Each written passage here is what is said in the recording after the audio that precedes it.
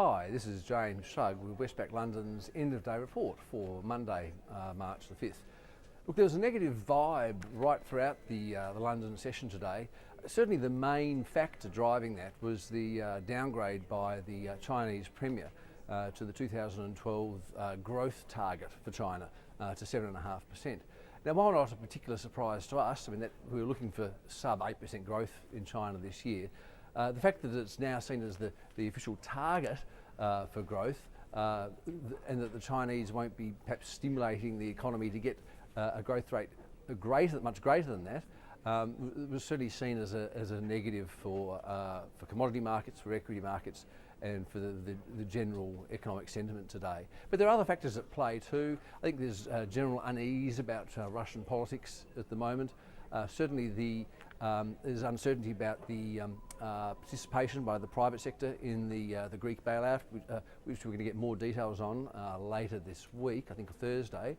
And as well, the European and UK data flow today was not particularly helpful either. US data was somewhat better. I'll run through that in a minute, but that wasn't enough to prevent the equity and commodity markets being negative throughout the London session. I mean, just on the economic data, we had the third consecutive rise in Centix economic sentiment for Europe, but the rise in March was much smaller than the rise in February, which I think fully captured the enthusiasm that eventually followed the December long-term refinancing operation by the ECB. But other data included a downward revision to the services PMI for Europe for February. We had a 0.3% rise in retail sales in Europe in January, but the annual pace of growth there was still only 0 compared to a year ago. And that was actually flattered by the fact that there were snowstorms a year ago, which held down the equivalent figures for January 2011. So overall, a pretty soft data flow out of Europe. We also had a weaker services PMI for the UK. So the data flow this side of the Atlantic wasn't particularly flash. Over in the US, the main data surprise to the upside though was the services non-manufacturing or the services ISM for February, which came in at 57.3, up from 56.8 in January.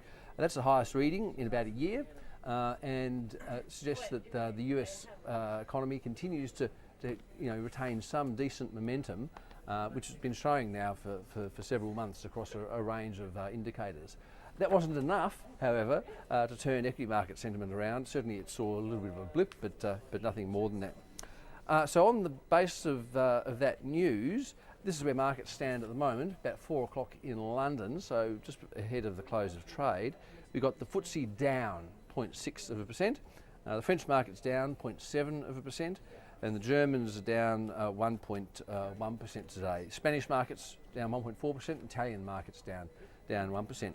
The Dow's on 12,906, that's down around 0.6%. Heading into the US lunchtime. On commodity markets, pretty much down across the board. Some I'll mention, copper down 1.3%, gold down 0.6% at $1,699 an ounce, and oil down 0.4% at $106.27 a barrel. The Aussie dollar's on 1.066 against the US dollar, so that's back down around where it was, I think, last around February 27th, so about a week ago.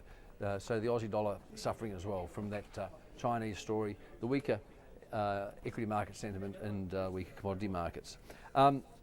Also, we've got the Reserve Bank board meeting, of course, in the Sydney session today, or Tuesday. We're not expecting any change in policy there, change in rates there, but although we do expect the next move to be a cut somewhat down the track.